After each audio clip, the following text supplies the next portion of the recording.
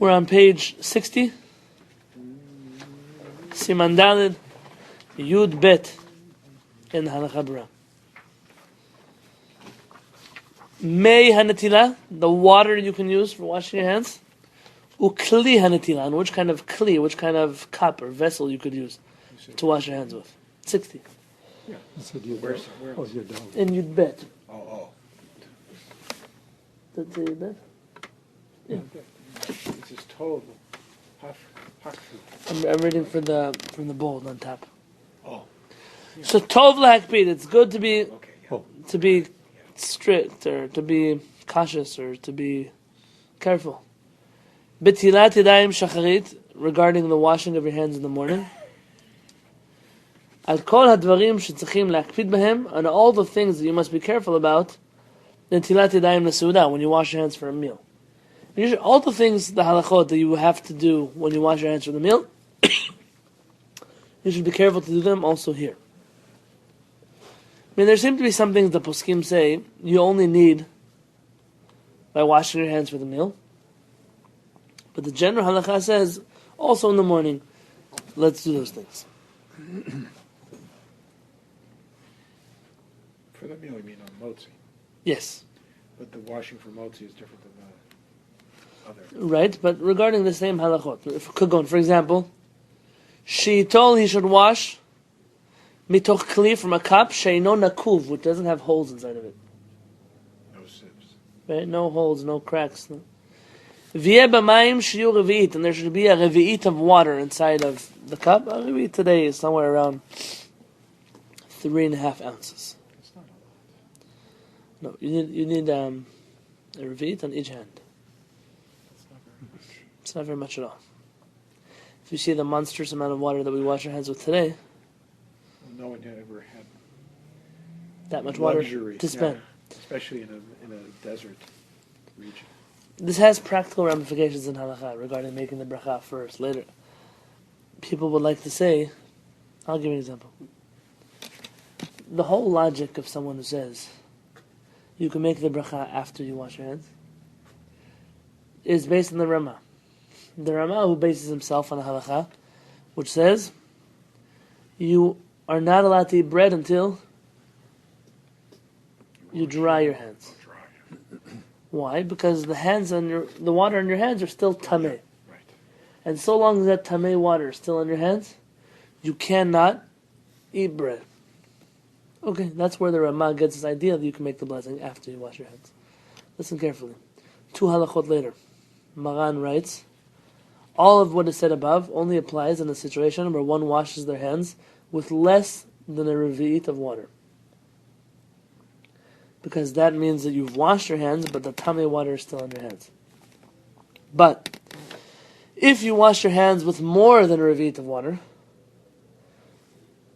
you have also washed away the tameh water from your hands, the impure water from your hands, and you no longer need to dry your hands before you eat bread. The Ramah doesn't argue. Agrees with Maran. So even according to the Ramah would say that today when people wash their hands more than with this amount of water, and they do it once and twice and 3 times, the Ramah would say that you cannot make a bracha after you wash your hands. Meaning he who everyone relies on, even he doesn't agree. Even he doesn't agree.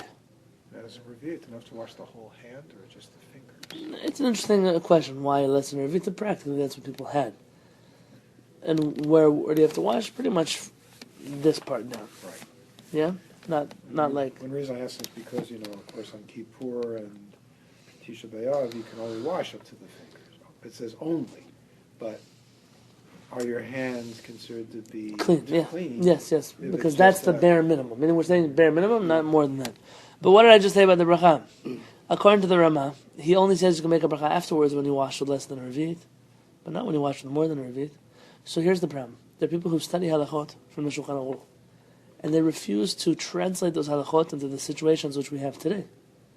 For example, many people will decide to do halachot based on the Shulchan Aruch, but not understanding the assumption of the Shulchan Aruch is that you're washing with less than a revi'it of water.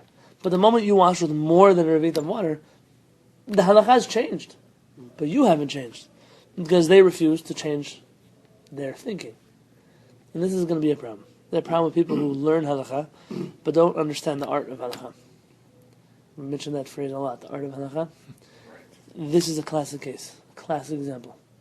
Everyone who says you can rely on the Ramah, who says you can wash your hands and make a bracha afterwards, they're only speaking in a situation where the Ramah was speaking about. Less than a revit of water. But who do you know washes less than a revit of water? So revit is We don't get rain this winter, we'll all be washing. Revit is a part of a Kiddush cup. Revit is, it depends how big. Some people today, they make Kiddush on like washing cups, They have these huge cups. I went to a museum up in Central California this summer, and they closed all the bathrooms. They just had chemical toilets outside for people in the museum because there's not enough water to flush and wash. Huh. Interesting. Please God, we should get some rain this year. Amen. Yeah. All right, so let's see continuation here. V'yu hamayim nekiim. The water should be clean. And it goes, I guess they'll define clean. Right now.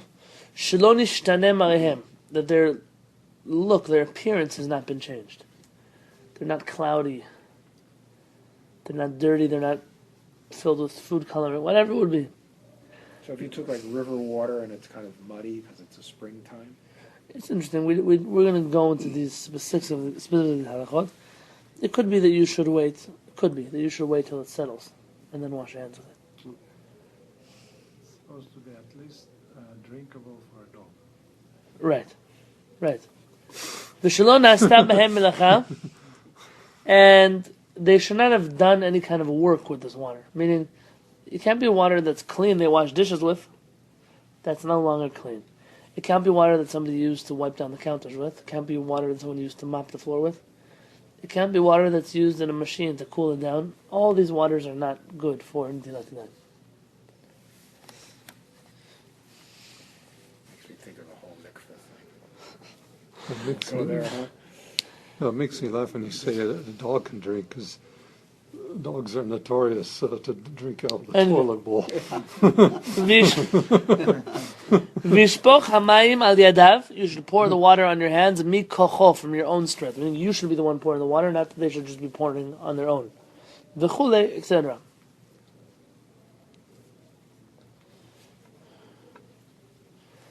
Top of 61. Uvifrat, especially, shledat hazar hakadosh, according to the Zohar, v'kama mirabotenu harishonim, and some of the Rishonim, dvarim elu, all of these things, me'akvim, they actually hold us back, b'ntilat yadayim shacharit, from fulfilling the mitzvah of washing our hands in the morning. You have two kinds of halachot. Halachot which are not me'akvim, or more yeshivish Hebrew, not me'akev, and things which are me'akev. Me'akev literally means to hold you back. When something's holding you back from doing something. Is this detail, what if I do this mitzvah without this detail? For example, what if I put on a tefillin without a bracha? Is the bracha me'akev? Does the bracha hold me back from getting the mitzvah of tefillin? No. No, you do not need a bracha for tefillin. But why do you make a bracha for tefillin? It's a good thing to make a bracha for tefillin. So it's a good thing to do it, but it doesn't hold me back from doing it. So these things are good to do, but they don't hold you back from doing Tilat Yadayim. Though according to the Zohar and some of the Rishonim, these specifics actually are ma'akvim. They do hold us back from fulfilling the mitzvah properly. Meaning, according to the Zohar, if one were to wash his hands with water that was not in any of these criteria, he actually would not have all washed his hands according to the Zohar. So we have to know there are certain things that are, is it ma'akev, lo ma'akev. Do they hold me back or do they not hold me back? When you hear details. So what's going to happen if I don't do it? Umikol makom, in any case,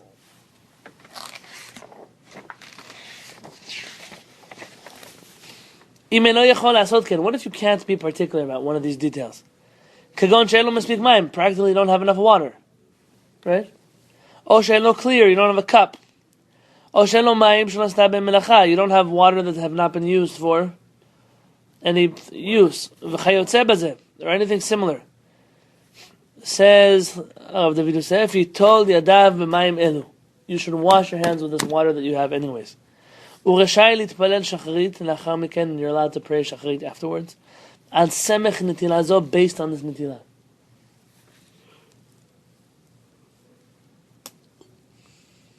ויסמוך על דעת מרן השולחן ערוך, and you should rely on מרן השולחן ערוך, ורבים and many of מרבותינו הראשונים והאחרונים, many of the ראשונים, the early rabbis, and האחרונים, the later rabbis, שכתבו, they write, שמועילה נטילה כזאת בנטילת ידיים. That this kind of נטילת ידיים works בשחרית, in the morning. This kind of נטילת ידיים works for the washing of your hands in the morning. Let me ask you an interesting question. So some of the rabbis say you do make this bracha. Some rabbis say you can wash your hands with this. Some rabbis say you can't wash your hands with this water. So practically we say, do we wash our hands with the water? If it's the only choice we have. Yeah, okay. So yes, we use it and we pray shachrit afterwards. The question is though, do we make a bracha on this water? Somebody's. Good question. Why would you make a bracha? Well, if it's the washing before using the bathroom, it's one thing. If it's, washing before tefillah, it's because it's for the sake of that you wash your hands. You're doing a mitzvah for the sake of the mitzvah. Why would you make the bracha though? Because you're going to be doing something that requires you to wash. Why would that warrant a bracha? Tefillah, because you have to be coming. No. Why would I say netilat yadayim on this netilah? Very simply because It's the first of the day. it works. It counts as something according to Maran. I mean, some rabbis say this netilah doesn't count for anything. Some say it does. Who says it does? You said Maran. Maran and many, many other poskim. Some say it doesn't. Who are in those camp? You said Rabbi Yosef? There's someone I don't remember the name. Maybe I didn't explain properly. Oh, the Omrim and the Tomrim. We have the Zar. All And right, some I'll of the pick up a lot, Rishonim. right, I'll pick They say that water that is not kosher for bread is not kosher for the morning. Maran says no. Water that is kosher for not kosher for bread is kosher for washing your hand in the morning. This is the first halakha we have on page 53.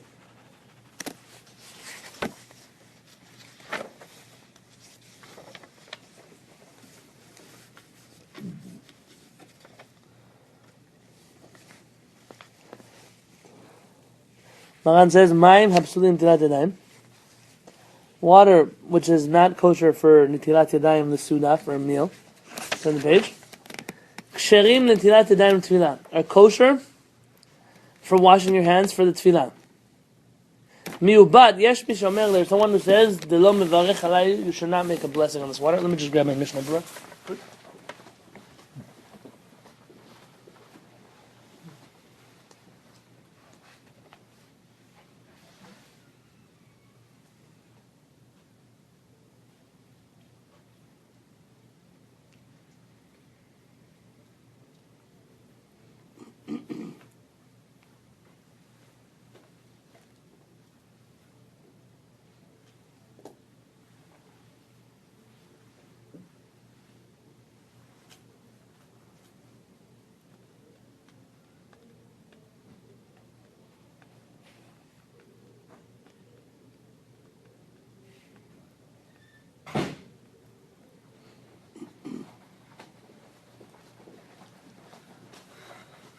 So what is Maran saying? Maran is saying that water that is not kosher for netilat yadayim for a meal is kosher for washing in the morning. But there's someone who says, what does someone say?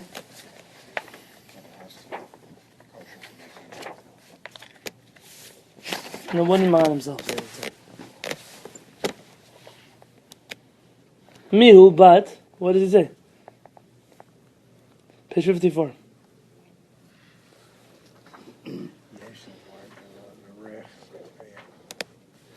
Yesh mishomer, there is an opinion that says, Dilo mevarech alayhu, you don't make a blessing on this, even though it's kosher.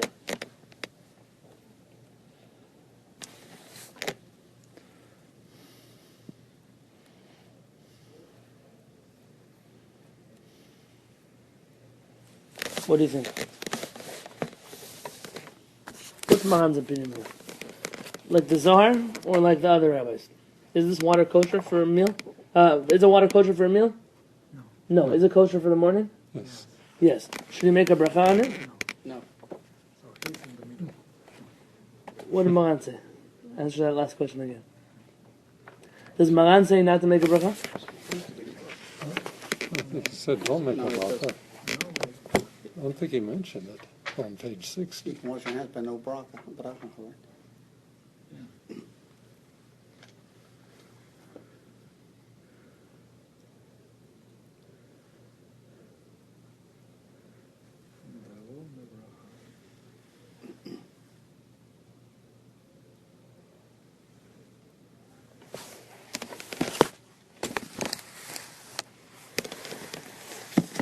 Yesh mishomer. Is that Maran? There's one who says. I'm going to stay quiet because I think I missed that either. It's okay. I mean, you don't know this. I don't know this either. Maran, according to the commentaries here, is quoting somebody else. Yesh mishomer. That's the Rabbi Aaron Halevy. He's quoting him, saying you can wash with it, but don't make a blessing on it. Here's where I'm stuck. See if Maran says to make a blessing, we make a blessing. Even if someone argues with them. Not like the Sephardim. The Sephardim make a mistake. Listen carefully. Rare occasions. The Sephardim make a mistake.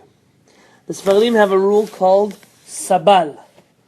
Sabal means Safek, Berachot, Lehakel. When you're in doubt as to whether you make a blessing or not, don't make the blessing. Meaning if the Rambam says to make the blessing, I don't know, the Torah says not to make the blessing, let's not make the blessing. What if Maran says, yes, you make the blessing? Do we make the blessing? Yes. Do we follow Maran? Yes. Always, right? So come the Sephardim and say, not always. Why? Because we're not so sure if we should follow Maran. What do you mean you're not so sure? Your whole life you go around parading Maran, Maran, Maran, Maran, Maran. Comes now, we're not so sure we follow Maran? So yeah, here you're talking about a situation, God's name in vain, it's not so simple, da da da da. Here's where the Sephardim get cold feet. And Sephardim have invented a rule, all across the charts, where if there are two opinions that argue with Maran, let me rephrase. If there are 1,000 opinions that argue with Maran, and Maran is one opinion, you still follow Maran. But if two people argue with Maran when he says to make a blessing, and two people say, don't make the blessing, the Sephardim say, Sabal. Safek brachot la'akel. We're not sure, so we don't make the blessing.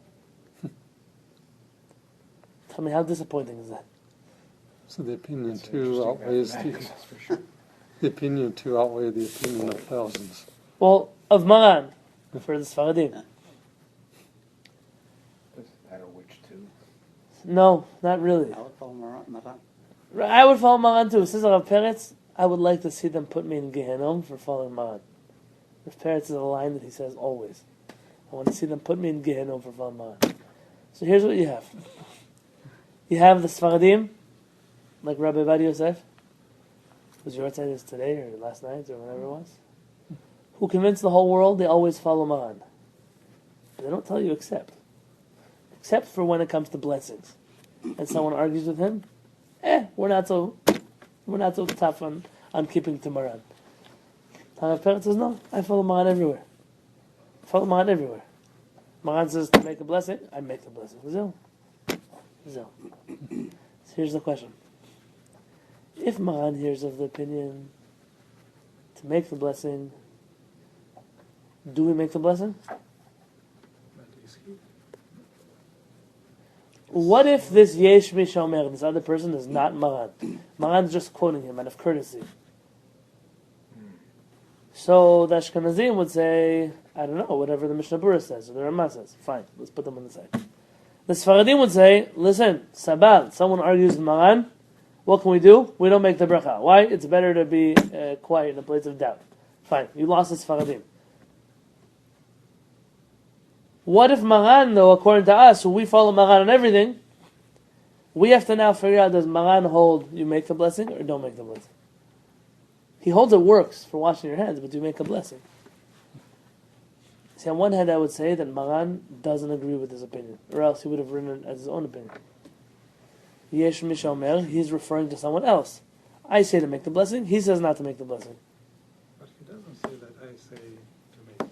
Right, but by him quoting someone who says not to make the blessing, not as his own opinion, by him quoting it as someone else's opinion, he's showing you. Right. But not for sure. Not for sure. But could you say? Can you say what I'm saying? There's room to say what I'm saying. On the other hand, there's a problem. The problem is that we have a rule in Shulchan Aruch. Whenever Maran brings down the words Yesh Mi She'omer, there is someone who says. It says the code for Maran saying this is my opinion. Only when there's no one who argues with it. If Maran brings down one opinion and then he says Yesh Mi She'omer, there's somebody who says his opinion is the other opinion, not the Yesh Mi She'omer. But if he brings down Yesh Mi She'omer, there's someone who says and doesn't bring anyone who argues with him, then Maran means to follow the one who says Yesh Mi She'omer. Like here. Oh, here's my question. Do you understand that rule, by the way? Let's see. When Maran brings down a situation of Yesh Mi She'omer, there's one who says.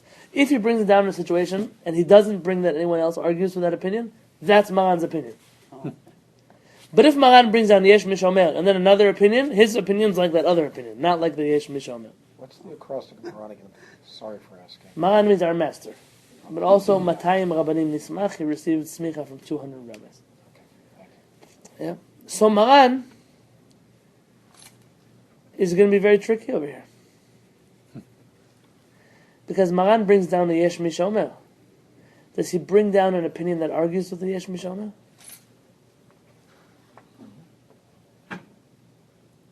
Moshe Chaim says no. And Maran here is Rabbi Ovadia or Rabbi Yosef Karo. I never call anybody else Maran except for Rabbi Yosef Yosef Karo. Karo, okay. No other Marans in the world. Way back then. Yeah. Yeah, there is no continuation. So according to Moshe Chaim, he says Maran doesn't bring an arguing opinion. So Maran's opinion is you don't make an Antilat Einayim.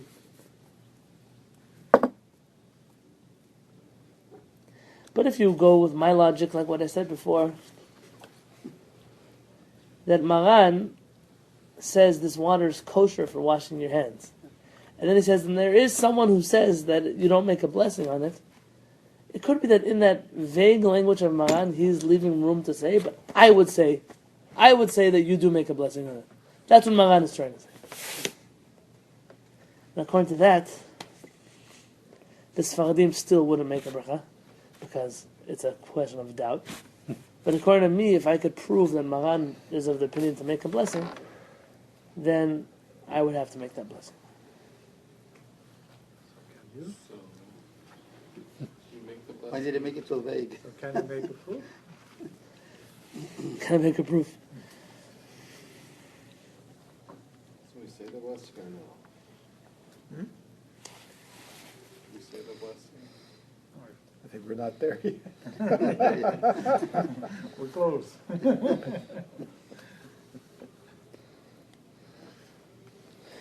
Can I ask, Moshe Chaim, on my desk, I have a big black Shulchan Aruch. It should say Orach Chaim Aruch. Okay, like green and silver letters.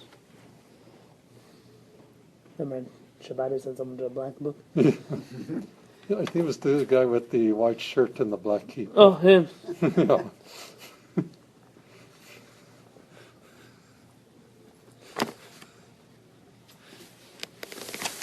Good question. Now I'm in trouble.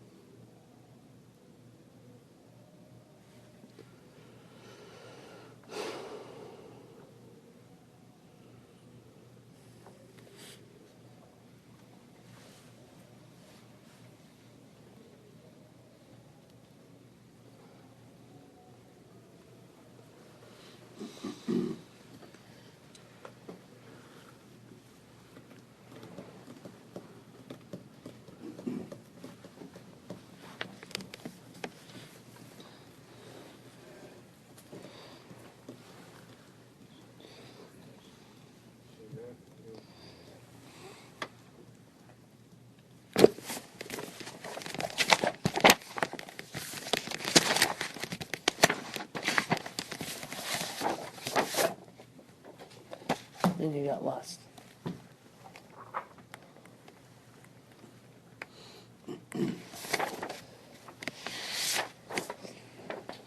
Want me to unearth it? Yeah, maybe. Volume. It's a big Shulchan Aruch, volume Aleph. Aruch Siman Aleph. It's on my desk. It's not on the bookshelf. It might be underneath some stuff. That's like my desk. Piles of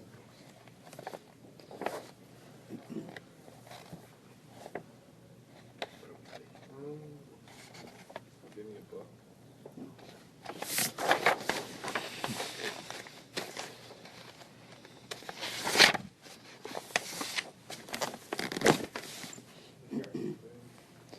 Oh, This is how you can get your exercise. there are bigger ones. This is a real Shulchan Aruch. Oh, Woo, look at small print.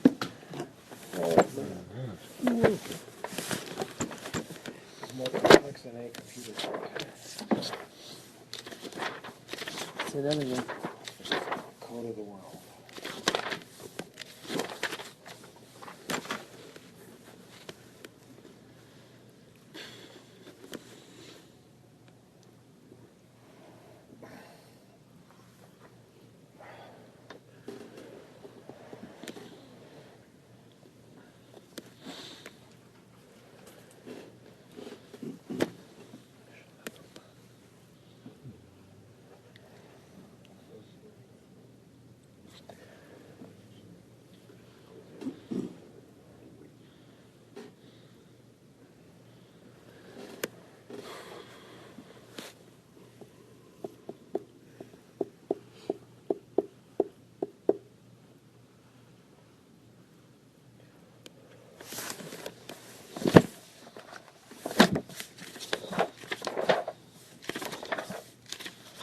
Let's see what Maran says in the Bet Yosef.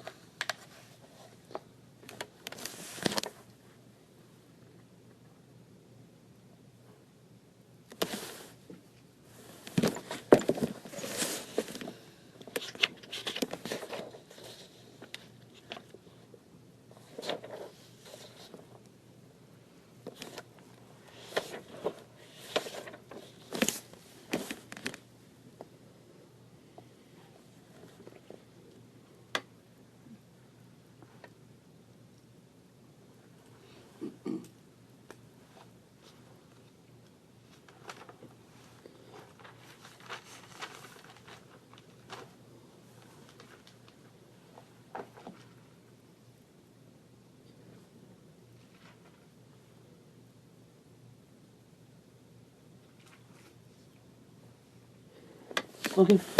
Seems like Maran himself holds not to make the bracha. If- Am I right? If the water's not clean, In a case where Maran says the water is not clean enough for a meal, but clean enough for the morning, Maran holds you still use the water, but he brings down the opinion of the Ra'ah. Rabbi, what did I tell you his name was? Avraham Halevy. Yeah? Who's Rabbi Aaron Halevy, who says that you don't make the bracha, and therefore, we weren't sure if that was Maran's own opinion or he was just bringing another opinion. It seems from what I see in the Bet Yosef at a preliminary look, and the way the poskim speak about it, that they're of the opinion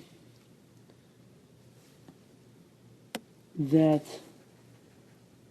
he says you don't make the bracha also. But when he says you don't make the bracha of Tilat Yadayim, some say that you do make the bracha of Al Nikiyut Yadayim, on the cleansing of my hands, not the washing of my hands.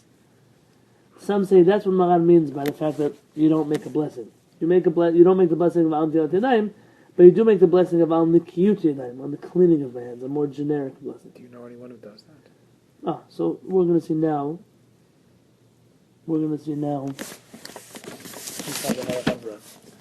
Thank you for bringing this. And this is a proof for why you cannot use just pure logic when it comes to halakha. Because with logic you can make mistakes. You have to see what do the other poskim see when they look at this. What is their understanding of it? So let's see what the Rabbi David Yosef says here. talked a few weeks ago about how there was a certain core logic to this type of study, but that certain groups historically found a kind of, I would say almost like avoidance logic. This is different than, say, Pi Kabbalah, which has a whole other reason for choosing. But there's also was we'll do this because we don't want to decide between two. Yeah. Right. Ruffle feathers. Unfortunately, that's what's considered mainstream halakha today. What you just described is mainstream Orthodox halakha. It's it gets worse as time goes by, because as the opinions increase and they try to cater to all of them, people will be able to do less and less and less and less. So it's like a bug in the code, in the software. Absolutely, it's going to Bug crash. And then It's going to crash. Sure. When sort of halachic ideas come up, and I try to discuss them with other time, and they come in before I make a decision. And sometimes I can't help but notice that they're not even willing to have the discussion of maybe it's like this opinion or that opinion. Rather, they'll say, listen, why get involved? Just say no. But that's not the proper way to study halachot. That's not the right way, but it seems to be the prevalent way. So when I, so to speak, get gutsy and say, let's decide like one opinion, but you're going to be, it's modern, it's this, it's that, it's whatever they like to throw at you. But that's the way the world looks today. That's the attitude of the world today. People today don't know what's halakha. What is yes allowed? What is it that I have to decide between two opinions? Okay, we'll get there. So we said you should rely on the opinion of Maran and wash your hands with this water. Ulam, but you see we're on page 61 in the first paragraph there. 61, ulam. Last three words in the line. Ulam. Lo yivarech al netilat yadayim klal. Says Rabbi David Yosef, you should not make an al netilat yadayim at all. Meaning from this language, he seems to also understand that the opinion of Maran is also not to make al netilat yadayim. V'chen lo yivarech al nikiyut yadayim. You should not say al nikiyut yadayim, like some people wanted to suggest. Eli told Rabbi Chayra, you should just wash without a blessing. Sheklal gadol biyadenu. We have a big rule in our hands. Shesafek brachot lakel. Sabal. That when we're in doubt about making a blessing, we don't make the blessing. So he says, regarding tilat yadayim, we definitely don't make the blessing. Regarding this new blessing of al nikiyut yadayim, there are people who would argue. And therefore, we're better off not saying a blessing at all.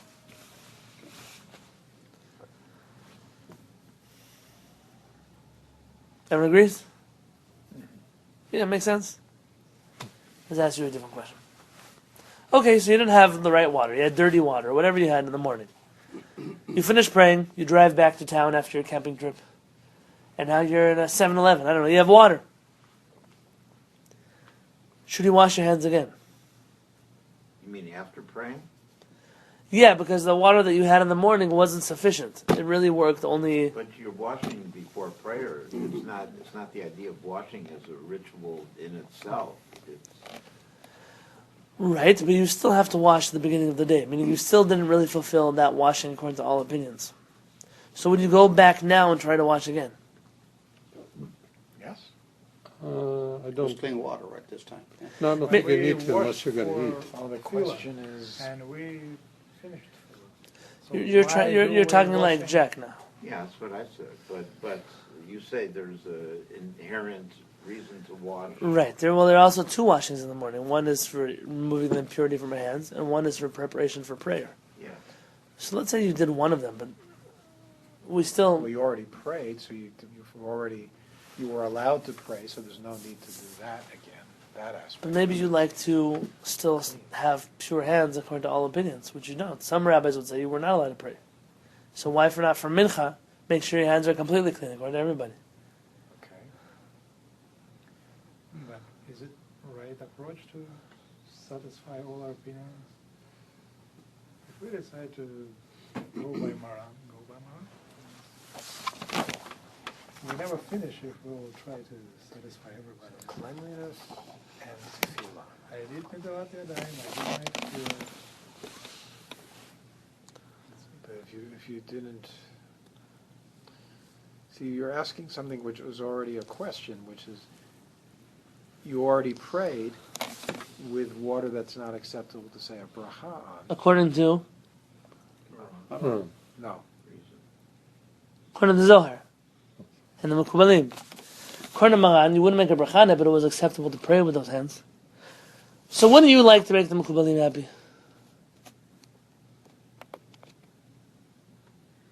So why Mikubalim are not happy right now? If the trays... And it's just a funny question. Like, why are they not happy right now? Did they say that if water is not clean, it's not enough to Yeah, look at the top of 61. We said it. take out? According to the Zohar HaKadosh, we said, these things are ma'akavim. They hold you back from fulfilling the mitzvah of washing your hands. So is it worth it now to make the Mekubalim happy or not? So, question. Yes. So, if we're not supposed to study the Zohar until we know all this other stuff, why would we want to please the Zohar? And if we go by Zohar, we couldn't do prayer. Tefillah.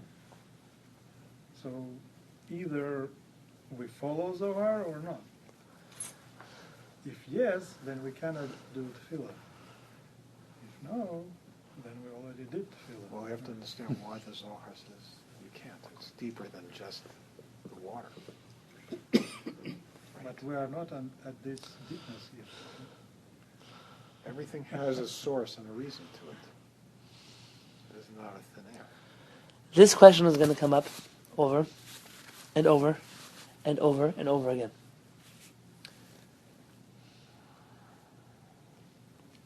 Before I went to Israel, I told you, there's an argument about the words of Kabbalah.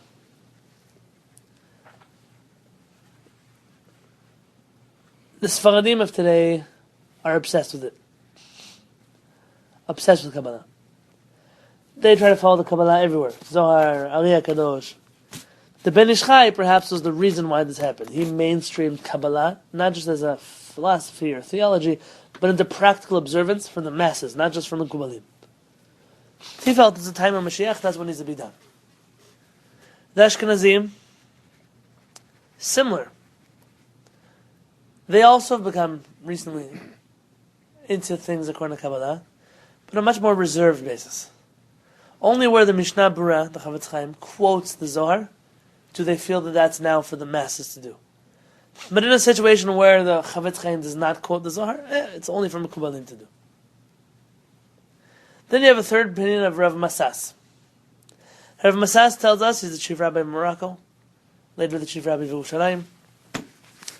He quotes the Chidah and a number of other poskim that tell us, Divrei Kabbalah, the words of Kabbalah, Lo Nemru, were only said, Lematzni'ehem bilvad.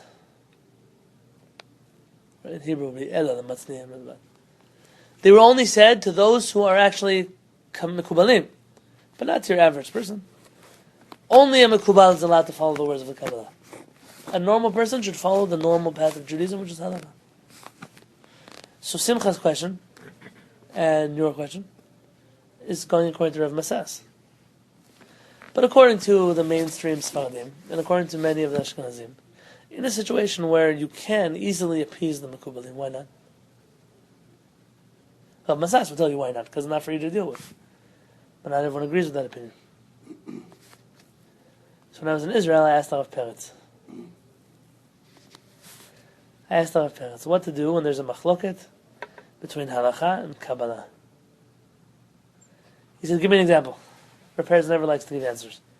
So you have to push him. Then he'll give you an example. So next time you come to him, he'll say, oh, yeah, but I only spoke about that example, not this example. He's like that. Rav Peretz is a rule like this. Halakha says you're allowed to eat on the morning of a fast day until whenever that time is, 5:28. So Until the time the rabbi says. Right? You're not supposed to eat before you pray. Interesting, but the time for prayer only begins at that time. So really, you're not supposed to eat between 5:28 and when you pray. Meaning until 5:28, it's still nighttime. You can still pray Maariv and have dinner. You're not supposed to have a meal, though, about half an hour before a fast starts. So let's say 5 o'clock, okay? Say 5 o'clock? Fine. The Zohar says the fast doesn't start at 5:28. The Zohar says the fast starts as soon as you go to sleep for the night. Once you go to sleep for the night, the fast started. But I if you didn't have know the that I'm intention, Kabbalist. but if you have the intention when you go to sleep that you're going to Oh. wake up. So according to the Zohar, if you have the intention when you go to sleep that you're going to wake up, you're allowed to eat. Why? Because then you really didn't go to sleep for the night. You went to sleep on condition you're going to wake up. So according to the Zohar, only the second time you go to sleep would be sleeping. Who eats at 5 a.m.? So I asked Rabbi Peretz, should we be careful like the Zohar, or can we be lenient like the Shulchan Aruch? And Rabbi Peretz smiled and said, that's a good example. He said, my custom on every fast day is I wake up before and I have breakfast. Really? Every fast day. He says, so? He said, Rabbi, does that mean you don't follow the Kabbalah? I said, no, that means I eat before my fast. I said, so are you allowed to not eat? He said, yeah, you're allowed to not eat if you want. Meaning he doesn't seem to be as opposed to following Kabbalistic traditions as Rav Masas is. But even he himself does not worry so much about violating them. So in this situation, if it's easy to refrain, or if it's easy to wash your hands again, why not? Let's assume you should. Is the Alpi Zohar or Alpi Kabbalah available for every single halacha that Jews follow? I mean, is there like a separate tradition, so to speak? So it's kind of like it comments on this, but not on that, in a way. Well, Zohar doesn't always argue with halakha. Right. It's a rare occurrence where it argues. The logic, by the way, that when halakha and Zohar argue, you follow halakha and not the Zohar, is very simple. Tell me why. Why not follow the secrets of the world? He said it's because of the Kabbalah, it's for them. The law. Reb, what's the logic, though? It's going to be more difficult, more stringent than normative. Okay, but we say that about the Rambam, let's say. I mean, not specific about the Zohar. Who wrote the Zohar? Or most of it? Rav Shimon Bar Yochai. Rav Shimon Bar Yochai. Not all the Zohars were Rav Shimon Bar Yochai, please. No, this is a fact. Some parts of the Zohar were written by other Amoraim in that Tanaim in that time period. The Kallis of Rav Shimon Bar Yochai. And some parts of the Zohar it could be were. Okay. I shouldn't shake up these of the one. Fine. So regarding the Zohar, assume the Zohar was written by Rabbi Shimon Bar Yochai. When we follow a halakha in the Shulchan Aruch, means if that goes according to the Rambam and the Gemara and the Mishnah, we're following who? Rabbis of Cairo, but we're really following. Rambam and Mishnah. We're following all the rabbis in the times of the Mishnah. So if Rabbi Shimon Bar Yochai and all of His Holiness were to argue with all the rabbis in the Mishnah, who would we follow? The rabbis of the Mishnah. The rabbis of the Mishnah. Why?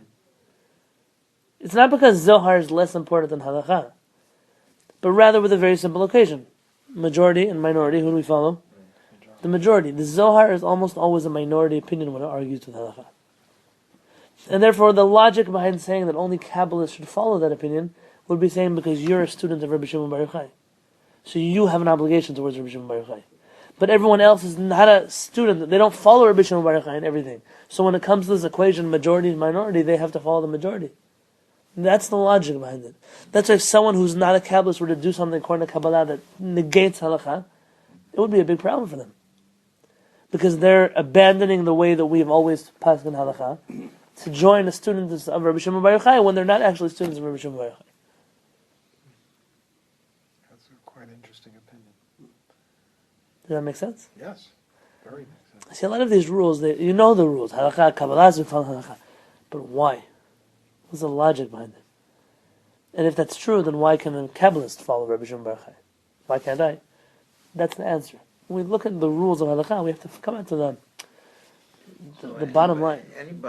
Any Jew is able to follow halakha, but in terms of the Kabbalah, is there a standard that allows you to follow it, or can any Jew choose to follow it? Chassidut is one application of that. Because it is so far out of the mainstream. linear thought, Zev's going to get me in trouble now. pardon? Zev is going to get me in trouble now. So your question was a good question that has a very good answer. Zev's question is not a question, it's a point, and it's a point that doesn't have a good answer. I'm going to answer your question. We'll get to Zev's problem. What determines a person being able to follow Kabbalah? Very simply, one who understands Kabbalah. Yeah. To understand Kabbalah, it's not that you have to be 40 and you have to know the whole entire Torah backwards and forwards. And not everyone who knows the Torah backwards and forwards is still able to actually understand Kabbalah. But what do you mean by understanding? He's supposed to have a rabbi, right? Who he's connected to and Receives Kabbalah from. yeah. Not just Not everyone who studies I by a have rabbi Zohar who at teaches home. Kabbalah is able to pass it off to the student. Not every student is able to understand this. You have a situation of a big Talmid Chacham who does not understand Zohar. It's not a flaw in the Talmid Chacham. He is not ready to be a Kabbalist, or it's not his purpose in this world. How much more so somebody who's not on that level, who's not a Talmid Chacham? If a person is not a Talmid Chacham, they definitely can't follow the Kabbalah. Simple. That's a good answer to a good question. Then Zev has a problem. He mentioned Chassidut. Somehow it's always going to come out like I'm hating on the Chassidim. I love Chassidim. I love Chassidim. Brought happiness. They brought all kinds of good things, unity, all kinds of beautiful things to the Jewish people. I'm not taking it away from them. They also brought a lot of problems to the way Judaism operates. See, the Ashkenazim had to put up with the Chassidim. And the Ashkenazim were not so successful in putting up with them. The Ashkenazim, instead of dealing with the problems, decided just to outlaw them. Because I'll tell you the truth, Chassidim are not as good as you think they are. Or not as good as what? As you think they are. I know this sounds heretical. My wife is Chassidic, I get it. Chassidim are a revolutionary movement of people who openly and brazenly fought against the mainstream Orthodox establishment of Europe. Period. It happens to be they were led by people who were just as holy and mainstream and Orthodox in their own right. Fine. But they were perceived by the mainstream establishment as a crazy group of people. And they weren't always wrong. Look at the fact that you have Hasidic Rebbes today who pray at 4 o'clock in the afternoon. A person, I don't know, they made a mistake. They slept until 4 and then they still want a bunch of... Fine. But to have the Rebbe who's teaching his Hasidim to do that, come on, that's really ridiculous. And if I were the Vilna Gaon, I'd probably do the same thing. The Sephardim, you see the Sephardim quoting Hasidic Rebbes in their books, probably only because they didn't know about the halachic unobservances of the Hasidic movement.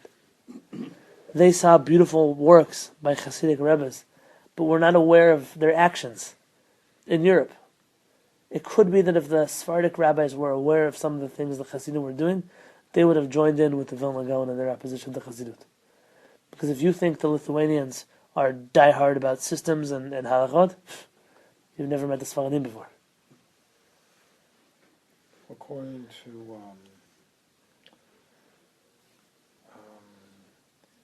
well, it's quoted to Baba Sali. It was by one of my teachers that the Baba Sali said we the Sephardim should follow the Derech Baal Shem Tov. Okay, I don't know what to do with that. Yeah, I don't- Because he didn't, so I don't know what to do with that. But the Baal Shem Tov didn't pray at 5 o'clock in the afternoon. Did he study in Litush Yeshiva or somewhere? The Baal Shem Tov's whole history is very interesting. Historians hate the Baal Shem Tov. Because for a person who had such an influence on history, you almost can't prove anything about his life. You could barely track the Baal Shem Tov down on any written document and any... His whole life is like one big cloud. story. Historians have a really hard time with the Baal Shem Tov. It's like a Rebbe story. Almost to the point where I read an essay by a historian that if it wasn't for all these people who claimed to be students of the Baal Shem Tov, he wouldn't actually believe the Baal Shem Tov ever existed. So where did he study? All kinds of things. According to the Hasidim, he studied from an angel. Like me. No, so what am I saying? Did he go to... the whole thing is... I'm not... fine. The Baal Shem Tov was a tzaddik yisod olam, was a righteous person beyond many other righteous people. But again, you can be a righteous person. You don't always have to be one that I have to follow. So why am I telling you all of this? The Hasidim did something very dangerous.